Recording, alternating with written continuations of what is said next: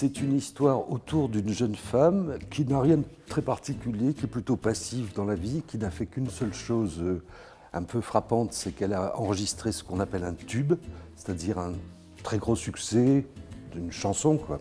Et à part ça, elle a une vie assez simple et elle est utilisée par des services de renseignement français pour une mission en Extrême-Orient, plus précisément en Corée du Nord. Et donc d'abord elle est préparée à ce travail et ensuite elle part remplir sa mission d'espionnage dans ce pays. En gros c'est ça, il y a d'autres petites choses mais l'axe de l'histoire c'est ça.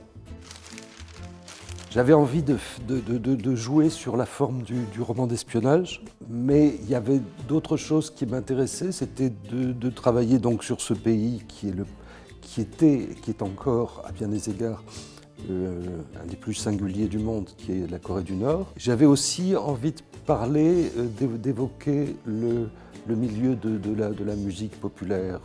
Voilà. C'est pour ça que le personnage, bon, d'une part, elle va devenir une espionne, mais elle est passée par enfin, elle a été une chanteuse populaire, donc ça faisait plusieurs thèmes que je voulais aborder. Et puis j'avais aussi envie qu'il se passe quelque chose dans la France profonde, rurale, très coupée du monde. Et Paris, parce que la plupart beaucoup de scènes se déroulent à Paris. À partir du moment où j'ai décidé de situer des scènes dans ce pays, j'ai cherché systématiquement tout ce qui avait été écrit, tout ce qui s'écrivait là-dessus, aussi bien des articles de presse que des récits de voyage ou des essais sur la situation politique dans ce pays. J'ai cherché des images, j'ai cherché des sons. J'allais voir régulièrement les agences de presse nord-coréennes et sud-coréennes, mais ça m'a servi à rien. Même il y a eu en France un auteur de bande dessinée qui a fait quelque chose sur Pyongyang, qui m'a été utile parce qu'il y avait des choses d'atmosphère qui sortaient de ce livre. J'ai tout essayé. Il fallait que ce soit le plus précis possible et que chaque fois je trouve des choses qui me semblaient avoir une espèce de pertinence romanesque.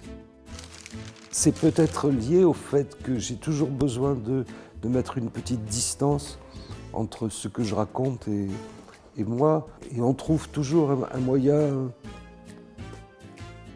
peut-être de se moquer un peu des personnages, même si ça peut rester très affectueux aussi, mais c'est pas seulement des personnages qu'on se moque, c'est des lieux, c'est de la situation, et puis c'est de soi-même aussi, quoi. C'est peut-être, on se moque de soi en train d'écrire des choses. C'est peut-être de là que ça vient, les sourires que ça peut produire, j'espère. Ça serait plutôt le mouvement, l'action, le déplacement, la géographie, la nécessité d'un rythme et d'un mouvement permanent. Ouais. J'ai pas l'impression qu'il y ait des influences directes. Ce que je crois, c'est que quand on est un lecteur, déjà, tous les livres sont des espèces de fenêtres qui donnent des lumières particulières et qui peuvent donner des idées particulières. Pour moi, il y a des grandes références classiques comme Flaubert, mais qui est un peu un modèle aussi. Quand j'avais une vingtaine d'années, j'étais un grand lecteur de romans policiers et ça a dû jouer un petit rôle. Le cinéma a eu une influence énorme.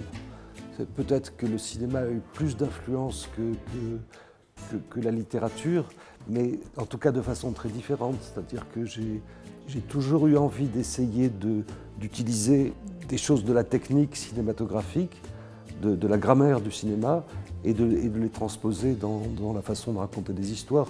L'idée d'installer plusieurs caméras autour d'une scène, l'idée du montage, le travail sur différents formats de plans. J'essaie de faire du cinéma aussi, quoi.